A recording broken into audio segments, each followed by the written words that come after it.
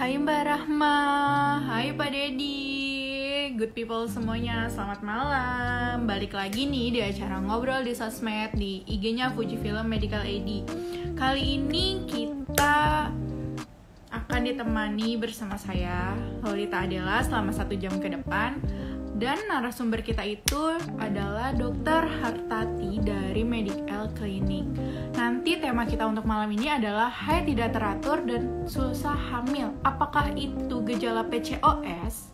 Dan buat teman-teman semuanya, kalau mau nanya, tinggal komen aja di kolom komentar. Nanti pertanyaannya akan kami bacain. Oke, sekarang kita invite dulu ya untuk narasumber kita hari ini. Hai Mbak Devi Muslimah. Wah, udah banyak juga nih, lumayan ya yang join ya. Halo dokter, selamat malam dok. Halo, selamat malam, Mbak. Dokter, saya Loli. Oh iya, salam kenal Mbak Loli. Aku belum pernah ketemu sama dokter nih. Oh, belum pernah. Sekarang ketemu ya. Sekarang ketemu.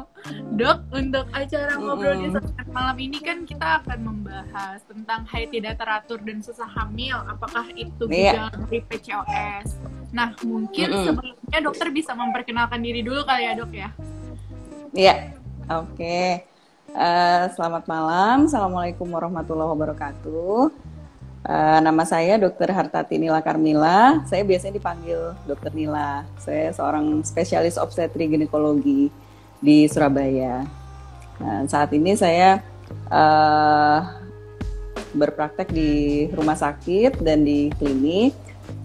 Dan pada malam hari ini saya senang sekali dapat kesempatan untuk berbagi ya, sharing dengan teman-teman sekalian, mungkin yang sering mendengar hal-hal atau mitos atau berita atau tentang mitos mungkin ya yang simpang siur tentang haid tidak teratur dan susah hamil. Nah, saya harap mudah-mudahan nanti malam ini kita bisa mendapatkan pencerahan mengenai apa yang sebenarnya terjadi dengan haid yang tidak teratur. Iya, daripada menerka-nerka ya dok, mending kita sharing. Betul. Oke nih, terus sebelum kita mulai tanya jawabnya, aku mau umumin dulu nih. Jadi nanti untuk teman-teman semua yang bertanya, kita akan ada giveaway dok untuk 2 orang penanya terbaik. Jadi gitu. Oke. Ikutin sampai akhir, yang mau nanya silakan tanya dan dapatkan giveaway-nya serta ilmunya ya dok ya. Ya, semacam dapat ilmu berhadiah gitu ya. Iya betul. Oke dok, mungkin kita nih kaum wanita kan sering banget ya dok ya, kok haid saya telat nih, atau udah telat atau kecepatan, atau berapa sih sebenarnya siklus haid itu yang teratur. Nah, menurut dokter nih dok, siklus haid yang teratur itu dan tidak telat itu hitungannya berapa hari ya dok? Ya, jadi ini penting banget ya, karena kadang ada orang yang overestimate sama haidnya, jadi dia pikir haidnya itu kenapa-kenapa banget, karena nggak ngerti sebenarnya haid yang normal itu seperti apa. Atau ada juga orang yang underestimate, jadi ini haidnya nggak apa-apa gitu, sehingga dia merasa nggak perlu memeriksakan diri. Jadi perlu diketahui bahwa haid yang normal itu dia memiliki siklus antara 24 sampai 34 hari. Jadi itu dihitung dari hari pertama ke hari pertama berikutnya. Oke, berarti rata-rata aku potong dikit ya dok ya. Berarti bukan hari selesai ya dok, tapi hari pertama pada saat. Bukan. Jadi kita hitung hari pertamanya, dan itu pun tiap orang berbeda, kondisinya beda-beda. Ada yang orang haidnya mungkin siklusnya 24 hari. Rata-rata siklus haid itu 28 sampai 30 hari. Itu biasanya nanti dia akan jatuh pada hari yang sama atau hanya beda 1 sampai 3 hari dari haid bulan yang lalu gitu. Tapi kita masih katakan normal. Bulan tanggalnya sama gitu ya dok ya. Nah, itu mungkin siklusnya itu tadi. Rata-rata antara 28 sampai 30 hari, tapi masih dikatakan normal kalau siklusnya antara 24 sampai 34 hari gitu. Terus kemudian jumlah darahnya di antara 30 sampai 80 mili. Terus kemudian dia durasinya antara 3 sampai 8 hari. Itu kita katakan sebagai haid yang normal. Normal ya, Dok ya. Nah, terus mungkin pada bertanya lagi, apa sih PCOS? Apa sih ini PCOS? Jadi PCOS itu sebenarnya tuh apa sih, Dok?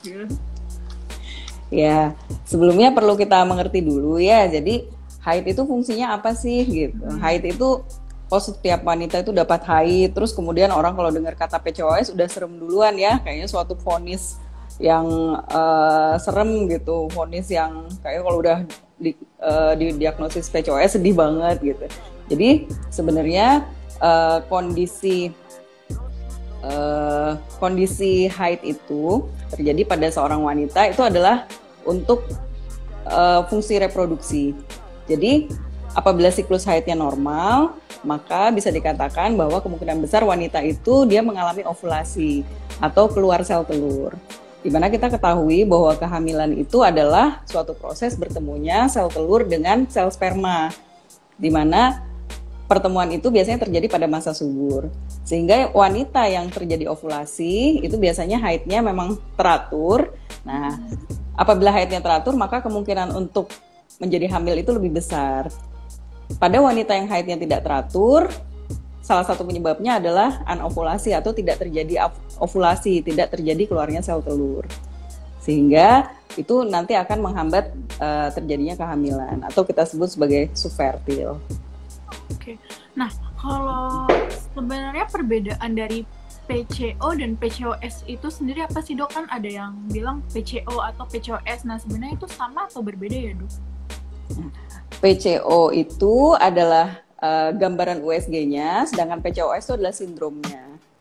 Jadi pada kondisi tertentu di mana terjadi kelebihan hormon androgen, itu sel telur tidak tumbuh sebagaimana mestinya. Sehingga sel telurnya dia kecil-kecil, tidak tumbuh. Seharusnya dalam satu siklus itu ada sel telur yang kemudian dia tumbuh, kemudian dominan ya, menjadi dominan, dia menjadi folikel dominan, lalu tumbuh menjadi sel telur, keluar sebagai sel telur. Tapi pada orang PCOS itu tidak terjadi.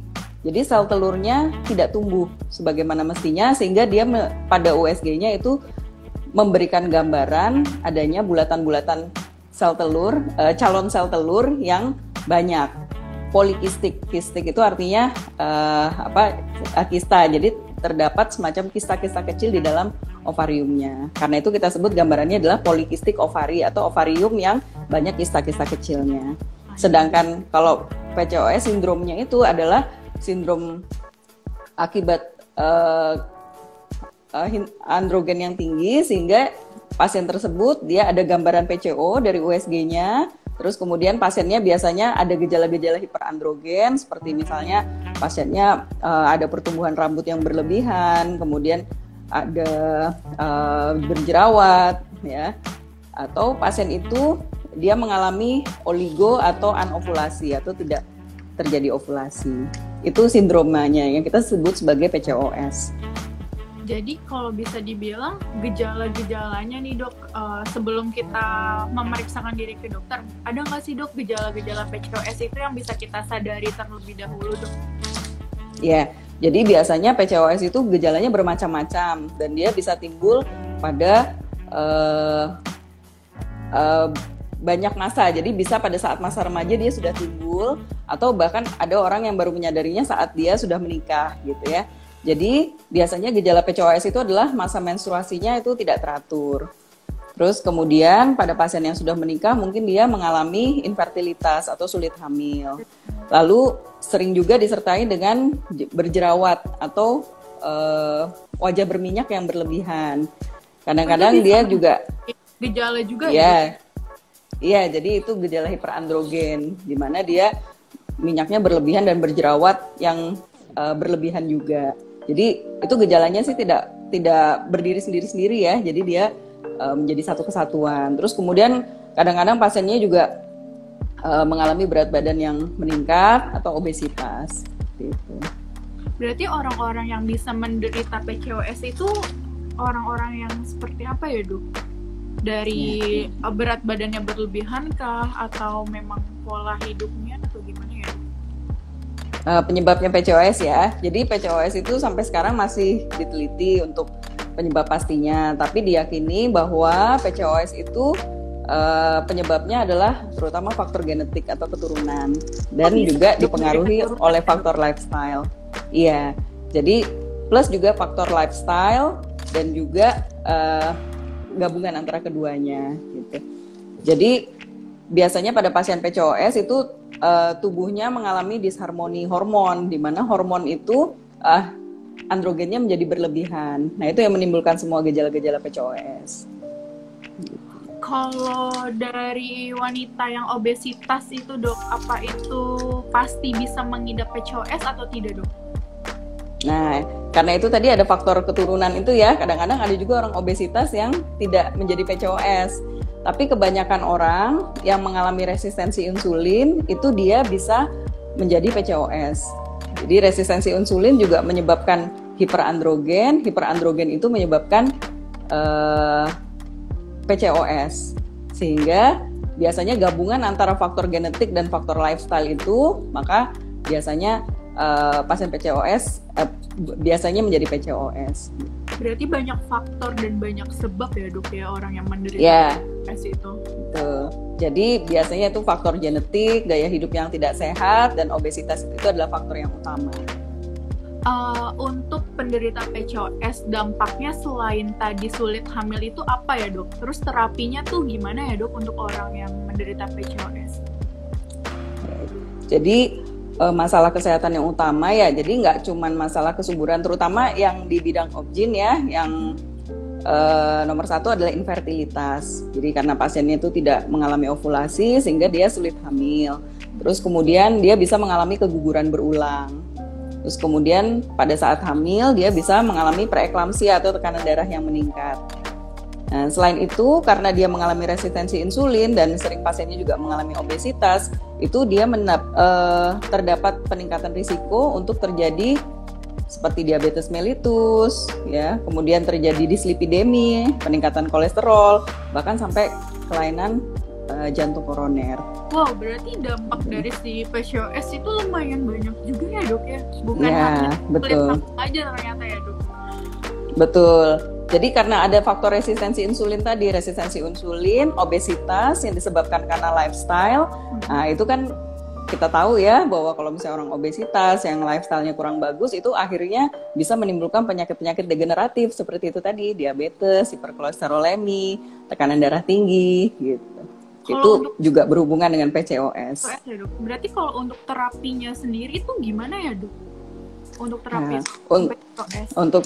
Oke, jadi untuk terapinya kita biasanya tergantung gejalanya. Kalau pasien itu dia masih nona, masih belum menginginkan infertilitas ya, mungkin karena dia mengalami gangguan haid, atau bisa juga selain dia haidnya jarang-jarang, kadang dia juga bisa haidnya banyak dan panjang. Nah itu biasanya kita tujuannya adalah untuk memperbaiki keluhannya dulu. Misalnya keluhannya dia keluhan haid, maka kita bisa terapi untuk menteraturkan haidnya. Kalau misalnya pasien yang mengalami infertilitas, maka kita terapi untuk infertilitasnya gitu. Kita kalau pasiennya tidak mengalami ovulasi, maka kita berikan treatment untuk membantu supaya pasiennya bisa ovulasi. Dan juga yang lebih penting untuk mencegah terjadi komplikasi jangka panjang. Jadi kita perbaiki lifestyle-nya agar tadi komplikasi-komplikasi penyakit-penyakit degeneratif itu bisa dihindari.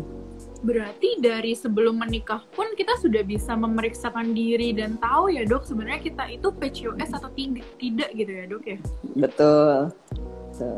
Ya, jadi memang kadang-kadang kan orang merasa nggak ada keluhan apa-apa sehingga merasa sehat-sehat aja. Kebanyakan ini kan pada usia-usia reproduksi ya, merasa sehat-sehat aja, dirinya baik-baik aja sehingga tidak mencari tahu gitu. Jadi tidak cukup mengedukasi dirinya. Jadi yang pertama adalah edukasi. Kita harus cari tahu, kita harus cari ilmu mengenai siklus haid, menstruasi dan lain-lain, normal atau tidak. Nah, berarti nih buat para viewers di sini, good people di sini, kita harus aware nih ya dok sama diri kita sendiri. Jangan nunggu sampai kita udah menikah terus tiba-tiba kita sulit hamil, ternyata kita sudah mengidap PCOS itu sejak lama gitu ya dok. Sebenarnya itu udah bisa gitu ya dok ya. Iya. Saat nikah udah bisa langsung mempunyai anak. Iya, betul sekali.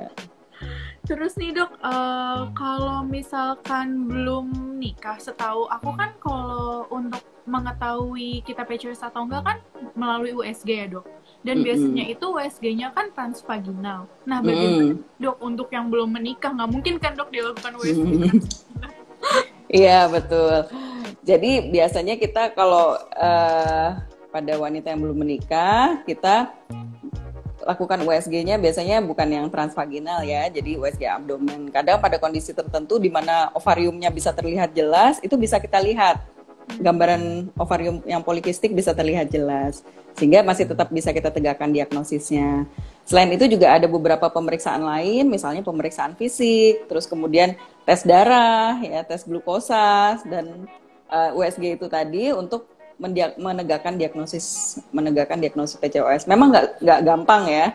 Jadi menegakkan diagnosis PCOS itu sendiri nggak gampang. Tapi kalau misalnya masih ada tes-tes yang bisa kita lakukan untuk menegakkan diagnosisnya. Berarti bukan hanya lewat si USG itu sendiri ya dok, tapi ada beberapa tes juga ya dok ya. Betul, iya. Terus dok, untuk orang yang menderita PCOS sendiri, apakah nantinya dia itu bisa untuk hamil atau memang dia divonis penderita PCOS itu dia bisa hamil gitu dok? Jadi sebenarnya kita perlu punya positive attitude dulu ya. Jadi maksudnya kita harus punya positive thinking gitu, bahwa chance pasangan yang menikah itu untuk punya anak itu sebenarnya dalam setelah 2 tahun menikah itu 90% pasangan itu kan sudah hamil ya. Jadi bila berhubungan secara teratur, tidak LDR gitu ya, dan kemudian tidak memakai menggunakan proteksi atau kontrasepsi, atau sekitar 85% pada pasangan yang sudah 1 tahun menikah. Nah, sehingga kalau misalnya pasangan itu lebih dari 1 tahun atau 1 tahun menikah dia belum mendapatkan keturunan, kemudian dia mempunyai problem haidnya tidak teratur, apalagi dia mempunyai gejala obesitas, bahkan ada yang mengatakan 6 bulan setelah menikah sebaiknya memeriksakan diri untuk mendapatkan terapi. Oke, berarti kita tunggu sampai 1 tahun dulu ya dok untuk yang pengantin baru nanti selanjutnya kita periksakan diri ke dokter jika kalau kita belum hamil gitu ya dok. Iya betul, yang penting kita preventif dulu ya, jadi healthy lifestyle. Kita kenali dulu kita kira-kira punya gejala PCOS atau enggak gitu. Kalau misalnya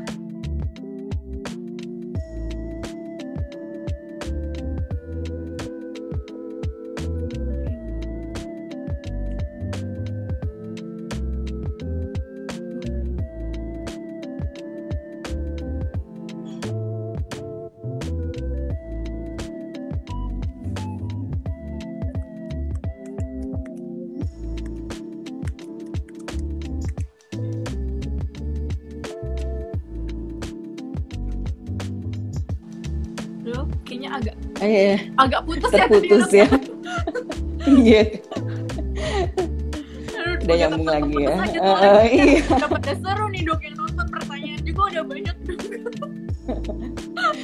Iya. Jadi sampai mana ya dok?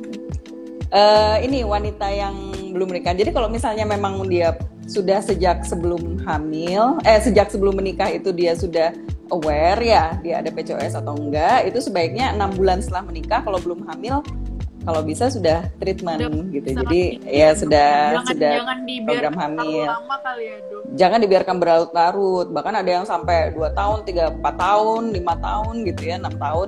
Karena wanita itu semakin tua usianya, maka chance kesuburannya itu dia akan semakin menurun. Sehingga semakin mudah dia diterapi, maka akan semakin gampang untuk keberhasilan kehamilannya gitu. Kalau untuk wanita yang sudah pernah hamil dok, tapi dia mengalami keguguran berulang, apakah itu ada dampak dari sana juga dok? Atau beda? Bisa. Jadi keguguran berulang itu penyebabnya banyak ya. Kita harus ketahui bahwa keguguran berulang itu bisa eh, bisa dari penyebabnya banyak hal. Nah, PCOS ini salah satunya. Apabila tidak diterapi, maka dia bisa terjadi keguguran yang berulang-ulang. Sehingga kita harus temukan dulu kalau sudah terjadi keguguran, kita harus cari penyebabnya apa. Jadi kita bisa terapi dengan tepat. Gitu. Kalau untuk penderita itu sendiri dok, dia ada nggak sih dok kayak pola makan sehatnya atau olahraga apa sebenarnya yang dianjurkan untuk dirinya supaya sehat dok? Ya betul. Jadi untuk lifestyle-nya ya. Jadi yang penting kalau misalnya untuk diagnosis resistensi insulin sendiri, kita biasanya pakai ukuran atau standar obesitas itu indeks massa tubuh ya. Jadi indeks massa tubuh di atas 30 itu kita sebut sebagai obesitas. Atau hati-hati kalau sudah di atas antara 27 sampai 29 itu kita di atas 25 kita sudah sebut overweight. Di atas 27 sampai 29 itu kalau misalnya dia nggak bisa mempertahankan berat badan, yang nggak bisa menjaga, maka dia akan semakin gemuk, bisa jatuh kepada obesitas. Atau orang yang tampaknya langsing atau dia nggak kelihatan gemuk tapi lingkar pinggangnya lebih dari 80 cm, itu juga kita sebut sebagai obesitas ya. Jadi obesitas sentral.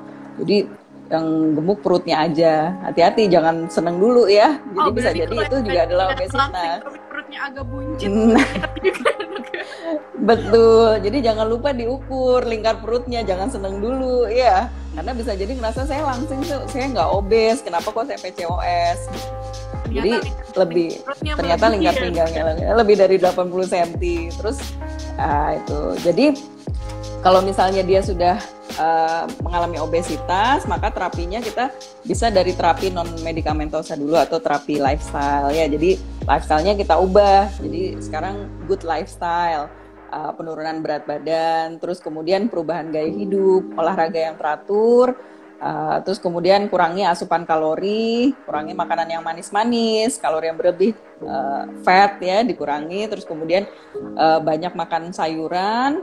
Nah, kalau untuk olahraganya, sebenarnya olahraganya bebas ya, tapi yang dari beberapa penelitian, olahraga yang bagus untuk menurunkan berat badan itu untuk bisa dipakai oleh orang PCOS, salah satunya juga olahraga strength ya, jadi dia melatih kekuatan otot. Dengan bertambahnya massa otot, maka dia akan lebih mudah untuk menurunkan lemaknya secara continuous gitu. Nge-gym bisa kali ya? Nge-gym, betul. Jadi kombinasi ya antara aerobik sama anaerobik gitu. Jadi sebenarnya olahraga apapun bagus asal konsisten. Jadi kadang ada yang olahraganya berat tapi cuma sekali aja kan nggak ada gunanya ya. Jadi lebih baik dilanjutin gitu ya dok ya. Nah betul. Capek udah nggak dilanjutin. Nah betul. Jadi olahraganya jangan berat-berat tapi continuous, seminggu 3 kali gitu. Ringan-ringan aja tapi terus. Nah seperti itu lebih bagus untuk memaintain lifestyle-nya supaya tetap sehat, tetap olahraga. Berarti itu bisa diterapin di pasien wanita yang sebelum menikah ataupun sudah menikah ya dok ya gaya hidup. Betul, iya. Oke dok. Terus nih dok, bisa nggak sih dok kalau misalkan wanita tersebut sudah pernah hamil tapi keguguran, kemudian selanjutnya dia susah lagi untuk hamil, ataukah itu dampak juga atau yang lainnya? Atau bukan? Nah, jadi pertama harus dicari dulu penyebabnya ya. Penyebabnya salah satunya bisa PCOS, tapi juga bisa bukan. Masih banyak lagi penyebab yang lain yang menyebabkan seorang wanita yang sudah pernah hamil itu jadi susah hamil berikutnya. Jadi faktor yang harus diperiksa tentunya faktor faktor female ya dari istri, dan faktor male, faktor suami. Terus kemudian kita juga harus periksa tubannya. Mungkin dalam perjalanan setelah dia melahirkan anak yang pertama, barangkali bisa terjadi infeksi atau endometriosis atau PCOS yang sekarang menjadi semakin parah, itu bisa menyebabkan kondisi infertilitasnya yang sekarang. Gitu. Mungkin jadi infertilitas sekunder kali ya dok, gitu ya maksudnya. Ya, ya jadi penyebabnya harus dicari dulu penyebabnya banyak. Jadi tapi kalau misalnya sudah punya gejala-gejala yang ke arah PCOS, kelihatannya kan udah cukup jelas ya, kalau haidnya nggak teratur, terus kemudian obesitas, kemudian dia tidak ovulasi, apalagi disertai dengan tumbuh jerawat atau rambut-rambut yang banyak yang di luar normal ya, misalnya ada tumbuh kumis atau di rambut di tubuh yang tumbuh di banyak tempat. Nah, kemungkinan itu bisa jadi mengarah ke PCOS. Sebaiknya memeriksakan diri untuk mendapatkan terapi, untuk dikonfirmasi juga apa betul itu PCOS atau bukan. Nah, terus nih dok, untuk ibu-ibu yang baru melahirkan, terkadang kan dia haidnya menjadi tidak teratur ya dok. Dan di situ terkadang suka muncul kan, apa ini jadi gejala PCOS atau enggak, atau memang itu hanya hormon dok?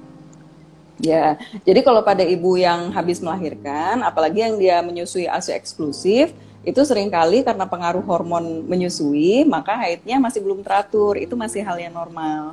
Apalagi kalau dia ASI eksklusif, ya kadang-kadang dia haidnya akan mundur, nggak apa-apa. Jadi belum tentu PCOS ya. Oke, berarti untuk ibu-ibu yang melahirkan jangan takut.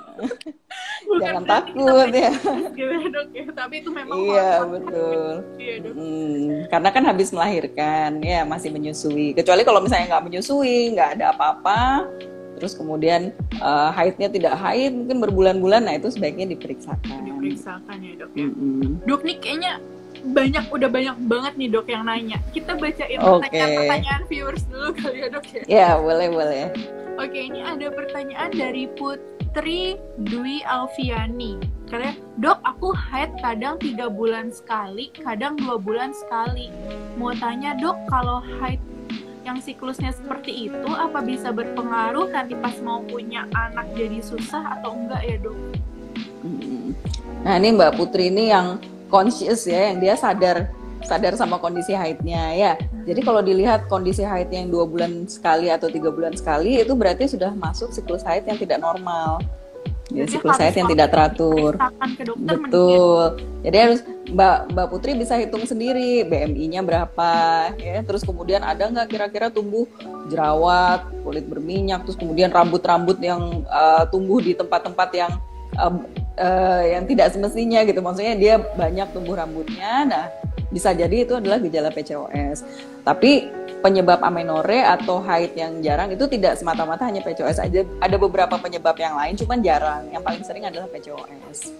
Nah, jadi ini kalau misalnya haidnya seperti itu, sebaiknya periksa ke dokter untuk diperiksakan ada PCOS atau tidak. Karena nanti dokter bisa memberikan saran-saran untuk terapi. Apabila diterapi dengan baik, PCOS-nya bisa dikendalikan, mudah-mudahan tidak akan sulit untuk hamil. Dan kalaupun misalnya saat menikah terus nanti udah misalnya memang betul PCOS ya, terus kemudian setelah menikah 6 bulan dia belum hamil juga, bisa treatment, bisa program hamil. Jadi jangan khawatir. Sekarang ini teknologi kedokteran, teknologi kedokteran udah maju lah. Nah, habis stres terus makannya banyak ya, akhirnya makin gemuk. Nah, akhirnya malah makin parah. Jadi nggak usah cemas. Kita memang serba salah dong. Betul. Jadi curcol ya. Oke, ada lagi nih dok yang nanya dari Faizar 012. Apakah PCOS itu bisa ditangani dok? Ya tadi udah kita bahas ya dok. Jadi iya betul. Jadi PCOS bisa ditangani ya, dikenali sedini mungkin, terus kemudian diperiksakan ke dokter. Oke. Terus ada pertanyaan lagi dok dari Jessica Dahlia. Kalau haidnya suka sakit banget, apa itu termasuk PCOS dok? Ya, kalau PCOS biasanya kalau gejala haid yang nyeri biasanya sih tidak mengarah ke PCOS ya, tapi biasanya mengarah ke endometriosis. Meskipun tidak selalu, ada juga yang penyebab nyeri haid itu ya memang karena nyeri haid tapi tidak ada kelainan anatomi apapun gitu. Itu juga bisa. Nah, sebaiknya kalau misalnya gejala itu mengganggu atau terus-menerus, sebaiknya diperiksakan. Terutama apabila sudah menikah dan kemudian juga mengalami sulit hamil dengan gejala yang mengalami nyeri menstruasi, itu sebaiknya diperiksakan. Gitu. Jadi sebenarnya kalau nyeri haid yang normal dan wajar tuh yang seperti apa dok? Dan kalau udah nggak wajar tuh sampai sebatas mana sih gitu dok? Iya, kalau ngomongin nyeri haid ini subjektif ya, karena tiap orang kan ambang nyerinya beda. Ada orang yang udah bilang ini nyeri banget gitu, padahal buat biasa orang lain itu sebenarnya biasa aja gitu ya, mungkin agak-agak lebay gitu. Nah, kalau seperti itu biasanya nyeri haid yang perlu diwaspadai itu adalah nyeri haid yang biasanya dia bertambah intensitasnya.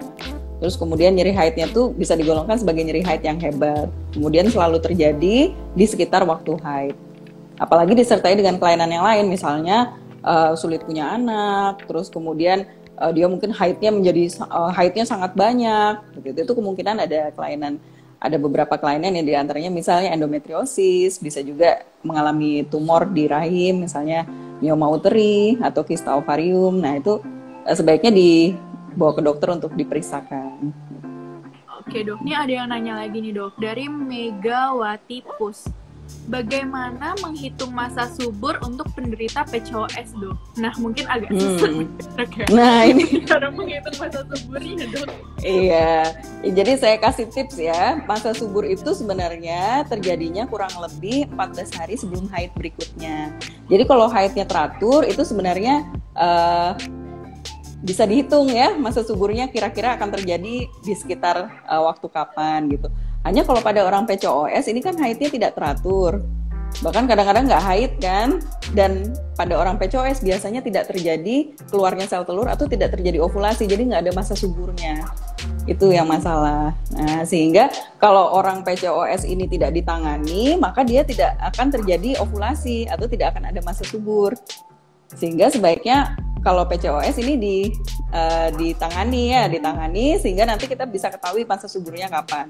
Kalau misalnya ke dokter periksa itu ada tes untuk mengetahui masa subur, atau kalau misalnya belum ke dokter, misalnya belum menikah atau masih belum menginginkan punya anak, itu bisa kita terapi sendiri, yaitu perubahan lifestyle itu tadi, non medikamentosa. Jadi dengan berolahraga, terus kemudian sehat, mengontrol makan yang sehat, mengontrol asupan kalori, terus kemudian itu tadi ya banyak makan sayuran, buah-buahan, antioksidan, olahraga. Nah itu sangat membantu sekali untuk menterapi diri sendiri gitu ya. Tapi kalau misalnya sudah parah, apalagi dia sudah menimbulkan gejala, sebaiknya bisa periksa ke dokter.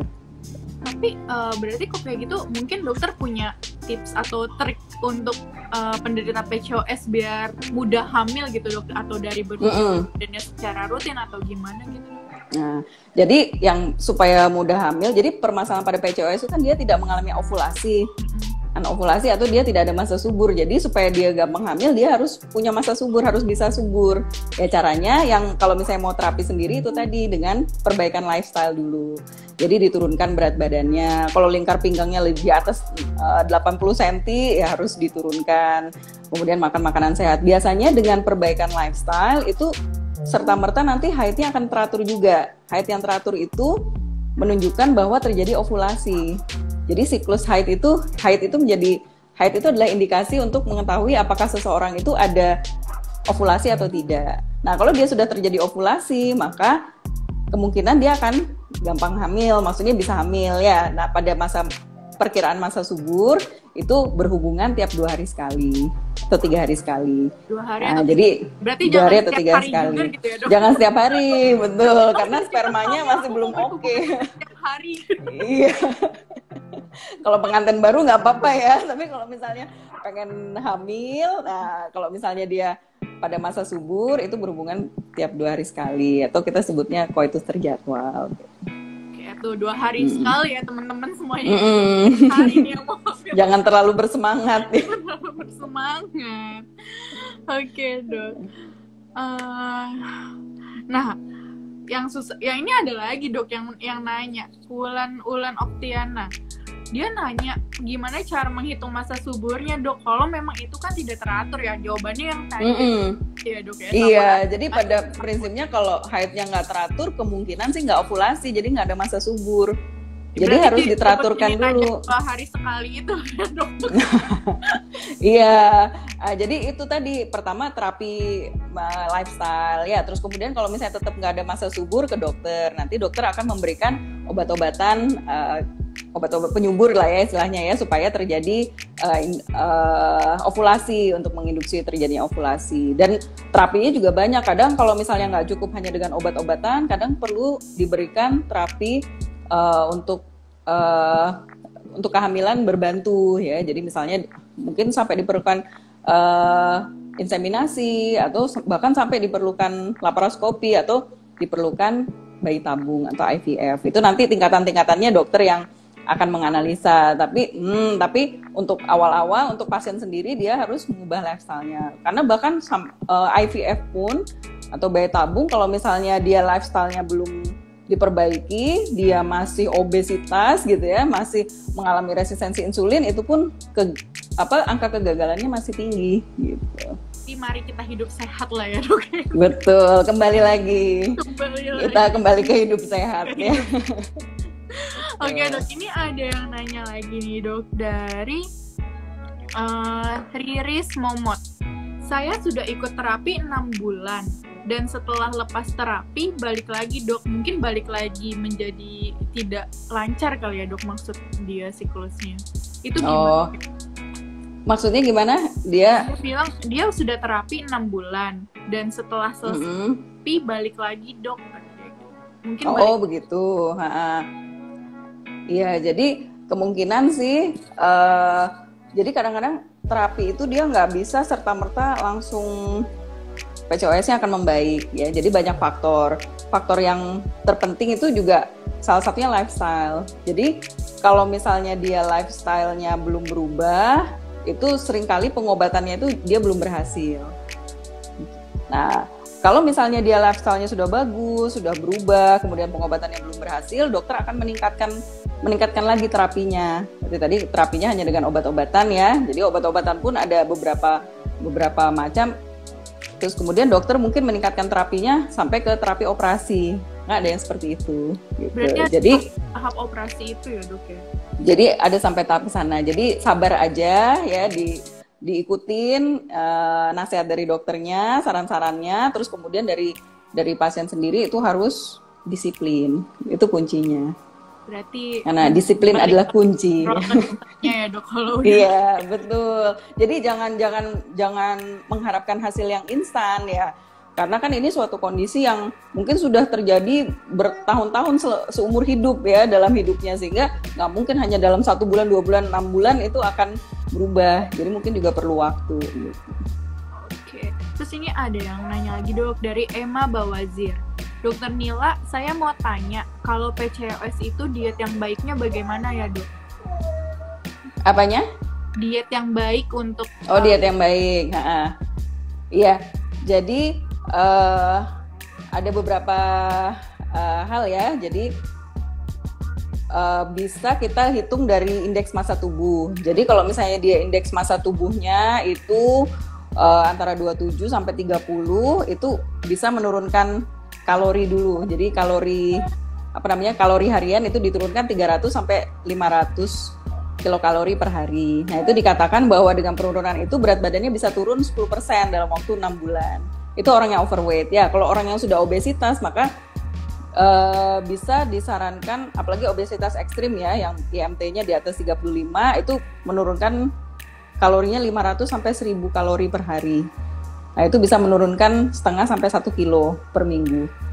Itu mungkin lebih cepat. Nah, jadi pertama diturunkan kalorinya ya, terus kemudian menghindari makanan yang makanannya yang tinggi gula dan tinggi lemak, terus kemudian lebih banyak makan sayur-sayuran dan buah-buahan gitu.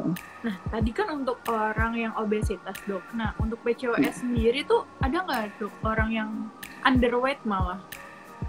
Ada, betul. Jadi ada juga orang yang dia lean ya, jadi orangnya langsing atau kurus gitu, tapi dia PCOS. Karena PCOS itu kan tidak semata-mata hanya lifestyle aja, tapi dia juga ada faktor genetik dan faktor hormon. Ya. Jadi ada juga yang seperti itu. Gejalanya sama. Jadi yang menyamakan tuh adalah gejalanya, nanti di tes darah sama USG hasilnya juga sama seperti pasien PCOS. Jadi tetap kita sebut sebagai PCOS juga. Terapinya pun sama gitu? Terapinya juga sama. Cuman bedanya dia nggak harus menurunkan berat badan ya, tapi dia harus menaikkan dok. Healthy lifestyle ya. Betul. Jadi Tapi dia berat berarti badannya harus ideal. dinaikkan berarti ya dok ya. Berat badannya harus ideal. Jadi mungkin dia kurang olahraga ya. Jadi pada orang dengan resistensi insulin itu seringkali dia ada gangguan pada insulinnya, sehingga itu juga menyebabkan hormon androgennya menjadi meningkat. Padahal misalnya orangnya nggak gemuk gitu. Nah itu juga suatu gangguan. Maka dokter akan memberikan terapi biasanya agar resistensi insulinnya itu menjadi lebih terkontrol. Oke, terus nih dok ada yang nanya lagi. Dari Devi_muslimah miliarder. Dokter, saya mau bertanya, kalau sudah terdiagnosa PCOS, apakah bisa sembuh total, dok? Suatu kondisi PCOS ini adalah kondisi yang seperti tadi saya sebutkan ya, disebabkan oleh kondisi genetik dan lifestyle terutama, sama kondisi resistensi insulin. Sehingga kondisi itu sebenarnya sudah ada dalam dirinya. Jadi kalau kita katakan sembuh, jadi bukan seperti penyakit infeksi ya, misalnya penyakit demam berdarah, setelah kemudian virus demam berdarahnya hilang, terus kemudian sembuh, infeksinya sembuh. Jadi beda seperti itu. Ini adalah suatu kondisi tubuh yang memang dialami oleh si pasien itu tadi. Jadi kalau kita katakan sembuh sih nggak bisa, tapi bisa dikontrol. Jadi bisa dikontrol sampai pasiennya itu tidak mengalami gangguan atau tidak mengalami keluhan. Jadi intinya kita tuh ingin meningkatkan meningkatkan kualitas hidup pasien dengan meskipun dia hidup dengan PCOS tapi hidupnya tetap berkualitas gitu dan tidak ada gangguan. Ini ada yang komen pertanyaan Vira belum dibaca Kak. Vira nanya apa ya? Boleh diulang nggak pertanyaannya? Udah tenggelam. Oh, udah tenggelam ya. Udah tenggelam takutnya nih nggak kelihatan. Coba diketik ulang ya pertanyaannya. Kita lanjut ya dok ya untuk ada ini dok yang lain dari Apriliani_Ayu. Bedanya endometriosis dan kista apa ya dok? Pernah didiagnosa endometriosis, tapi waktu USG kata dokter rahimnya bersih dan tidak ada kista, tapi endometriosis. Jadi bedanya apa? Ya, ini out of topic sebentar ya. Iya,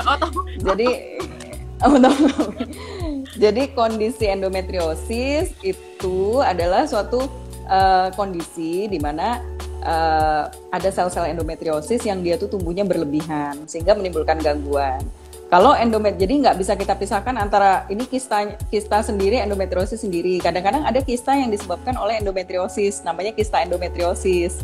Jadi kalau endometriosisnya itu dia tumbuh di ovarium atau di induk telur, maka dia kan biasanya menjadi kista. Sebenarnya kista coklat gitu. Jadi bukan dua penyakit yang berbeda sebenarnya. Cuman mungkin perlu itu tadi memastikan sebenarnya kelainannya di mana. Kalau misalnya dia endometriosisnya tuh tumbuh di rahim, itu kita sebut adenomiosis gitu. Jadi dia bisa tumbuh di mana-mana, bahkan dia kadang bisa tumbuh di usus, bisa tumbuh di dekat kandung kencing, ya bisa tumbuh di dalam perut gitu. Dia bisa tumbuh di mana-mana dan itu dia akan menimbulkan keluhan sesuai dengan tempat tumbuhnya. Oke, jadi beda-beda keluhannya. Bedanya keluhannya, tapi intinya sama endometriosis juga. Gitu. Oke dok. Nah pertanyaannya Vira udah kelihatan nih dok. Apa itu? Dok, saya belum haid dari bulan Agustus sampai September ini. Kenapa ya dok? Saya masih lajang umur 22 tahun dan apa yang harus saya lakukan? Harus konsumsi obat atau apa katanya? Nah jadi mungkin kalau Mbak Vira mengikuti ya penjelasan tadi, ini harus di trace dulu, kita lacak dulu selama ini siklus haidnya bagaimana. Siklus haidnya itu apakah teratur atau tidak. Kalau misalnya siklus haidnya tidak teratur, berarti mungkin kita harus waspada, jangan-jangan ini adalah gejala PCOS. Kalau ini gejala PCOS, maka terapinya yang pertama tadi yang non medikamentosa kita perbaiki dengan lifestyle dulu. Jadi lifestyle-nya diperbaiki, olahraga, makan makanan yang sehat, terus kemudian diturunkan berat badannya. Terus apabila masih belum bisa, maka periksa ke dokter. Dokter biasanya nanti akan mengatur hormon. Nah, jadi kadang-kadang diberikan terapi hormon, obat hormon. Nanti akan diberikan sesuai dengan kebutuhan, seperti itu. Nah, Jadi Vira tuh ya, dicoba. udah dijawab. Iya. Tapi kalau misalnya itu dia haidnya sebelumnya teratur, jadi misalnya haidnya selalu pada tanggal 1 misalnya gitu ya, atau kalaupun mundur atau maju cuma 1 atau 2 hari, berarti mungkin pada saat ini dia mengalami satu gangguan hormon juga bisa, atau mengalami penyakit juga bisa. Itu nanti untuk lebih jelasnya bisa diperiksa. Kalau misalnya dia tidak lebih dari 3 bulan, biasanya kondisi itu tidak terlalu serius. Jadi maksudnya itu hanya kondisi yang sementara. Nanti haidnya akan kembali sendiri. Tapi kalau lebih dari 3 bulan tidak haid juga, maka disarankan untuk periksa ke dokter untuk dicari tahu ada apa. Nanti obatnya akan menyesuaikan sama diagnosisnya. Diagnosa dokternya itu. Ya. Oke, kita lanjut lagi di dok, dari Putri Dwi Alfiani. Dok, aku pernah haid keluar hanya saat itu aja dan kurang dari 24 jam, dok. Itu bermasalah nggak sih, dok, di dalamnya? Tanda-tanda seperti apa sih, dok, kalau si pasien terdapat gumpalan darah? Jadi untuk mendiagnosis kelainan haid itu kita harus lakukan anamnesis atau harus history taking dulu ya. Haidnya itu seperti apa? Terus kemudian haidnya biasanya seperti apa? Jadi pada bulan-bulan sebelumnya seperti apa? Jadi kalau pada bulan-bulan sebelumnya dia normal-normal aja, terus kemudian pada bulan itu dia haidnya menjadi sedikit, kadang-kadang itu hanya variasi aja. Tapi kalau misalnya itu berlangsung terus-menerus, mungkin harus diperiksa. Ada kondisi, ada tumor kah? Ataukah dia ada infeksi? Atau dia ada hanya gangguan hormon aja gitu? Atau ada kelainan yang lain ya. Tapi kalau misalnya dia hanya sementara, kadang-kadang itu hanya kondisi yang sementara yang tidak perlu dikhawatirkan. Kalau berlanjut sebaiknya periksa ke dokter. Terus tadi dia ngomong lagi, dok, tapi kulit muka aku berminyak yang berlebihan, dok. Nah, waspada ya. Terus tumbuh rambut-rambut ini nggak misalnya kayak tumbuh kumis, atau bahkan ada yang sampai tumbuh jambang gitu ya, tumbuh jenggot, atau di bagian perutnya tuh tumbuh rambut. Nah, kalau tumbuh rambut yang berlebihan itu hirsutisme, itu salah satu dari gejala-gejala PCOS. Berarti untuk wanita haidnya yang cuman ada kumis-kumisnya itu ya, dok, ya, kumis itu ya, yeah. Ya, bisa jadi PCOS gitu. Meskipun nggak semuanya ya. Nah, itu jadi disertai gejala-gejala yang lain. Jadi sih sebaiknya dilihat dulu kalau misalnya haid yang bergumpal-gumpal itu biasanya apalagi kalau maksudnya darahnya hanya sedikit ya, jadi darahnya nggak langsung keluar, itu kadang-kadang dia berkumpul dulu darahnya di dalam, itu biasanya dia cenderung menggumpal sehingga waktu keluarnya dia menggumpal. Nah, jadi itu nanti harus dicari tahu dulu penyebabnya, sama dilihat memang siklus haidnya seperti itu atau hanya kondisi yang sementara aja. Oke, ini ada yang nanya lagi, dok, dari yesiloading.dok. Saya izin bertanya, dok. Saya baca-baca literatur, PCOS kan lebih dominan ke orang yang obesitas. Nah, kalau orang yang malnutrisi itu apa bisa terkena PCOS? Nah, itu tadi udah kita jawab juga. Betul. Udah keduluan ditanyain ya. Jadi itu tadi orang yang kurus pun juga bisa PCOS, meskipun jarang ya. Jadi lebih banyak orang yang gemuk. Jadi jangan salah, lebih banyak orang yang obes yang PCOS dibandingkan orang yang kurus. Tapi orang yang kurus juga bisa dia mengidap PCOS. Ya. Nah ini juga nih, dok, dari Danianto.Aryo, mau tanya, dok, apakah olahraga bisa mengurangi resiko PCOS? Itu pun tadi malah yang dokter saranin. Ini kayaknya kalau lihat dari pertanyaannya kayaknya butuh olahraga ya. Iya, jadi kalau ngebahas nggak ada habis-habisnya, betul. Kayaknya masih denial mungkin ya. Ada yang bisa pakai nggak olahraga nggak gitu?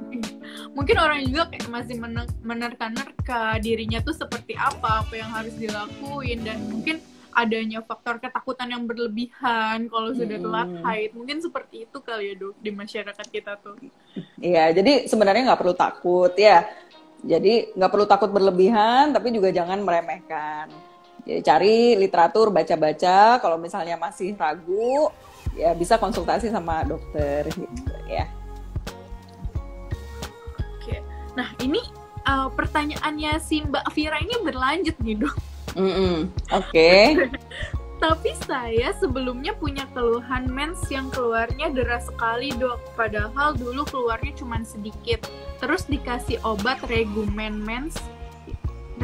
mensnya jadi kayak dulu lagi keluarnya sedikit. Dan sekarang jadi nggak haid dok. Oke, jadi dulu dia dikasih obat jadi dikit dan sekarang malah jadi nggak haid dok. Jadi Iya, jadi haid yang berlebihan itu juga bisa salah satu tanda-tanda PCOS. Jadi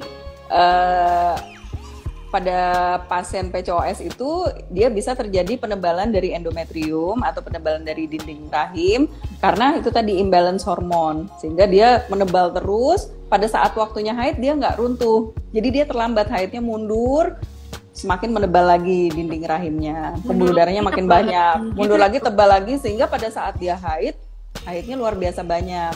Jadi itu bisa jadi juga memang tanda-tanda PCOS. Kemudian dikasih obat hormon, otomatis hormonnya akan teratur lagi kan, tapi hanya sementara. Jadi PCOS-nya belum hilang atau belum terkontrol. Sehingga pada saat dia sudah dilepas obatnya, tapi masih belum terkontrol PCOS-nya, akhirnya terjadi lagi, kambuh lagi gitu. Jadi yang sebenarnya gejala aslinya itu terlambat haid. Kenapa? Harus rutin juga berarti ya memeriksakan dirinya itu. Betul. Jadi kalau misalnya tidak cukup hanya dengan perubahan lifestyle, kemungkinan memerlukan obat yang diminum terus gitu. Jadi ada beberapa, misalnya salah satunya diberikan obat metformin, itu mungkin penyebabnya dari resistensi insulin sehingga dia diterapi untuk insulinnya begitu. Sehingga nanti bila diterapi untuk insulinnya, terus kemudian dibantu dengan terapi hormon, nanti dia lama-lama disertai dengan perubahan lifestyle, lama-lama dia akan semakin normal gitu. Kondisinya akan lebih mengarah ke normal. PCOS-nya lebih terkontrol. Oke, ini ada lagi nih dok yang nanya dari Riza_Tari. Dok mau tanya, apa yang dimaksud dengan rahim miring? Apakah bisa membuat susah hamil? Iya. Sebenarnya nggak ada rahim. Sebenarnya nggak ada rahim, mungkin istilah awam ya, rahim miring ya. Jadi mungkin yang saya pahami, mungkin itu maksudnya adalah arah rahim. Jadi rahim itu memang bukan dia bentuknya tegak gitu ya, tegak di dalam perut itu enggak. Jadi rahim itu dia agak condong ke satu sisi, bisa ke depan, bisa ke belakang, agak ke depan banget, atau tengah-tengah antara itu gitu. Jadi kalau hubungannya dengan infertilitas itu sebenarnya kalau dari sampai sekarang dari penelitiannya itu dia tidak terlalu signifikan ya. Jadi dia tidak terlalu signifikan. Jadi ada juga memang faktor-faktor infertilitas ini sudah diperiksa semua, rahimnya normal, saluran tubannya normal, spermanya normal gitu ya. Gak ada gangguan ovulasi tapi tetap sulit hamil. Akhirnya dibilang rahimnya miring misalnya gitu ya dalam bahasa awamnya. Tapi di dunia medis kita sebut sebagai unexplained infertility. Nah, unexplained infertility itu sebenarnya juga ada terapinya. Jadi kalau misalnya ingin hamil, ada kondisi-kondisi seperti itu, nanti konsultasi sama dokter. Nanti dokter akan kasih saran-saran apa yang harus dilakukan. Dok, tapi ngaruh nggak sih dok kalau misalkan ada yang dibilang rahimnya mengarah ke depan atau ke belakang? Oh, posisi berhubungan badannya harus seperti ini gitu. Itu ngaruh nggak sih dok? Kalau berdasarkan literatur dan penelitian itu sebenarnya tidak berpengaruh signifikan ya. Jadi ada juga orang yang rahimnya posisi tertentu tapi dia tetap tidak ada masalah dengan kehamilan. Jadi suatu kehamilan itu sebenarnya adalah faktor yang kompleks. Dia dipengaruhi oleh banyak sekali faktor. Faktor yang paling besar itu 40% itu adalah faktor female. Faktor female atau wanita itu biasanya paling banyak adalah anovulasi. Anovulasi adalah pada pasien PCOS. Jadi yang paling banyak sulit hamil itu memang orang PCOS.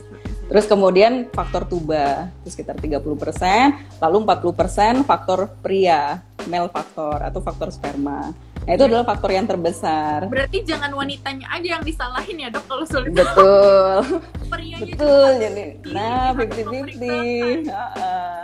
Dan ada oh kamu nih. Betul. Jadi semakin menderita ya kan, terus makin banyak makannya, makin obes ya. Stres gitu ya dok. Betul.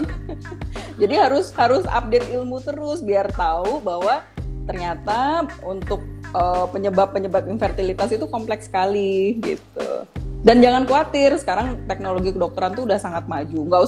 nggak usah patah semangat dulu ya, ada gejala seperti ini lalu takut, nggak usah seperti itu. Jadi positive thinking aja, positive thinking bahwa kans untuk hamil itu akan selalu ada. Nah kalau misalnya sudah 1 tahun menikah juga belum hamil, ya, udah hubungan suami istri yang teratur kemudian tanpa proteksi masih belum hamil juga, ya sebaiknya menemui dokter.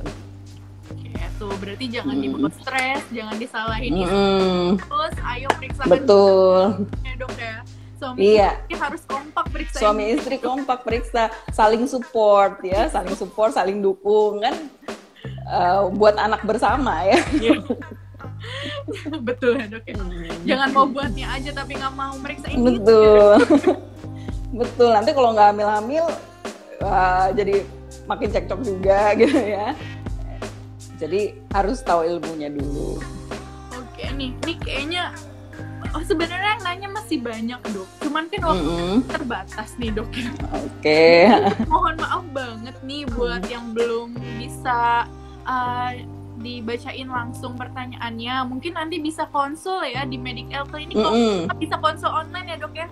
Bisa konsul online juga. Oke, coba di follow IG-nya Medical Clinic, nanti bisa tanya-tanya konsul langsung online sama dokter Hartati ya. Apa ya dok dipanggilnya enaknya?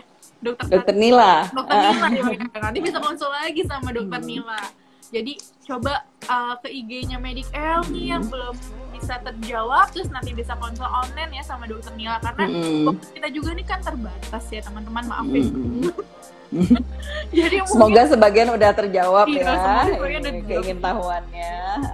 Coba deh dok untuk terakhir nih kesimpulan dari si PCOS ini sama pesannya dari dokter tuh apa dok? Jadi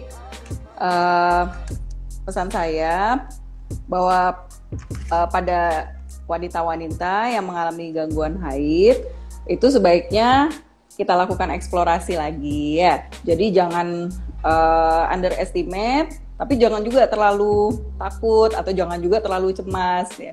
Langkah yang harus dilakukan adalah kita cari info, cari ilmu sebenarnya kelainan gangguan haidnya ini sudah merupakan suatu kelainan atau tidak. Kalau misalnya sudah merupakan suatu kelainan, sebaiknya kita lakukan konsultasi ke dokter.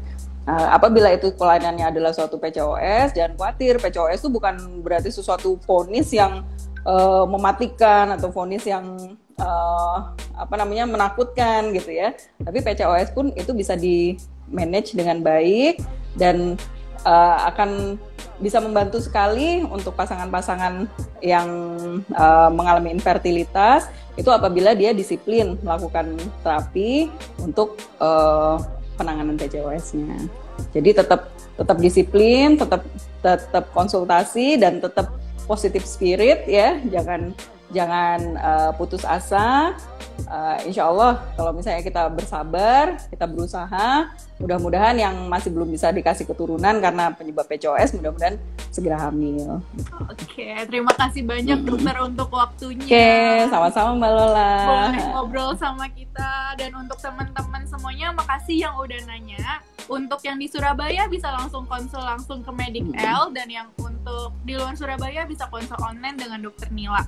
Dan untuk yang pemenang giveaway nanti kita umumin di IG story-nya Fujifilm Medical AD ya. Oke, semuanya terima kasih dokter. Iya, terima kasih Mbak. Ya, sampai ketemu lagi. Sampai ketemu dok.